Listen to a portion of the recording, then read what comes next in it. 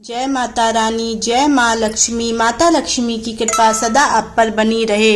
जय माँ लक्ष्मी की।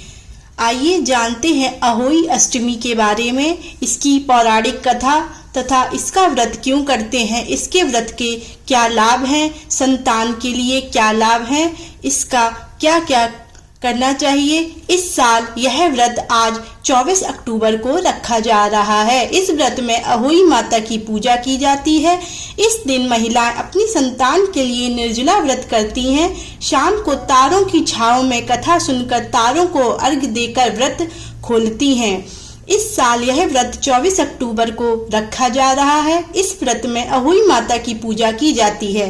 इस दिन महिलाएं अपनी संतान के लिए निर्जला व्रत करती हैं। शाम को तारों की छांव में कथा सुनकर तारों को अर्घ्य देकर व्रत खोलती हैं। कई जगह तारे निकलने के बाद अहोई माता की पूजा शुरू होती है।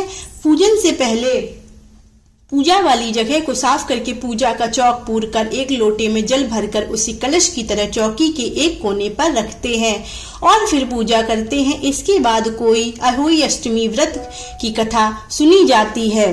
कथा पढ़ने के बाद आखिर में प्रार्थना करनी चाहिए कि जैसे माता ने उसकी संतान की रक्षा की है वैसे सभी की रक्षा करें। आइए जानते हैं अहोई माता की कथा के बारे में। प्राचीन काल में एक साहूकार था जिसके 7 बेटे और 7 बहुएं थीं। इस साहूकार की एक बेटी भी थी जो दीपावली में ससुराल से मायके आई थी।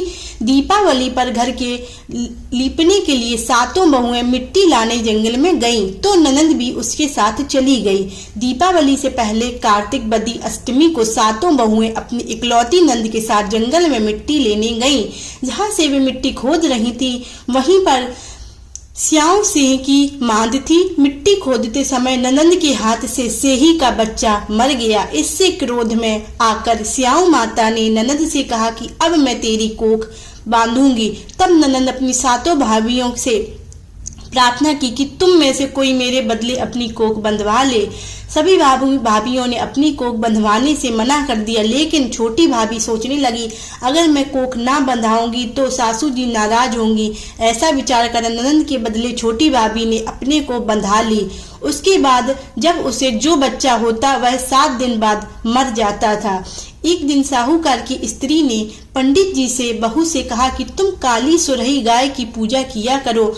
उन्होंने बताया कि दरअसल काली गाय स्याऊ माता की भाईली है, वह तेरी कोख छोड़े तो तेरा बच्चा जिएगा। छोटी बहू ने पूरी लगन से गाय की सेवा की। एक दिन गौ माता बोली कि मेरे जागने से पहले कोई रोज मेरी सफाई कर जाता है, सो आज देखूंगी। गौ माता खूब तड़के जागी तो क्या देखती है कि साहूकार की बेटे की बहू उसके नीचे सफाई आदि कर रही है। इससे गौ माता प्रसन्न हुई और बोला कि मैं तुमसे प्रसन्न हूँ, तुझे जो चाहिए वो मांग ले। तब साहूकार की बहू बोली कि स्याऊ माता तुम्हारी भाईली है और उन्होंने मेरी कोख बांध रखी है, उनसे मेरी कोख को खुलवा दो।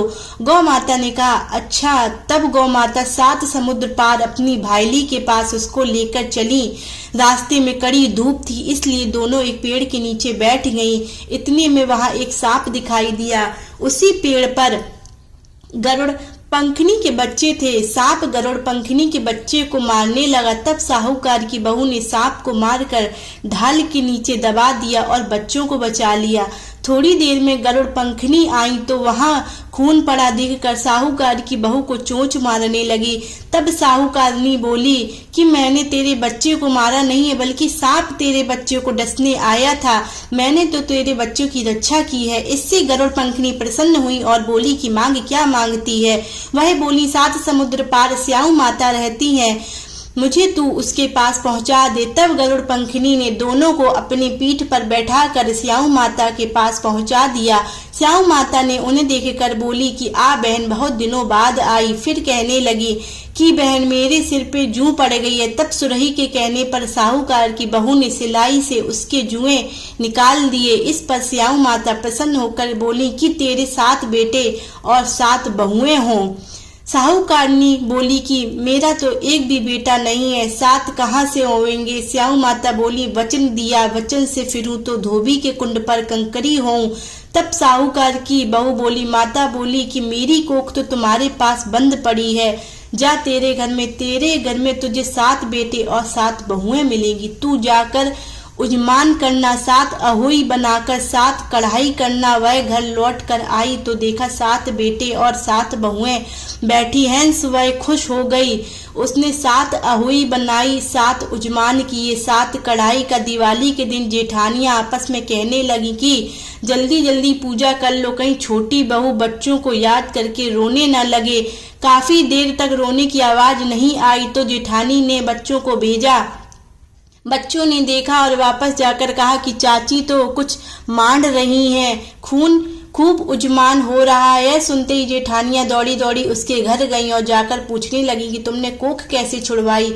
वह बोली, तुमने तो कोख बंधाई नहीं, मैंने बंधा ली। अब स्याऊ माता ने कृपा करके मेरी कोख खोल दी। स्याऊ माता ने जिस प्रकार उस साहूकार की बहू की कोख खोली, उसी प्रकार हमारी भी खोलियो, सबकी खोलियो, कहने वाले की तथा हुंकार भरने वाले तथा परिवार की कोख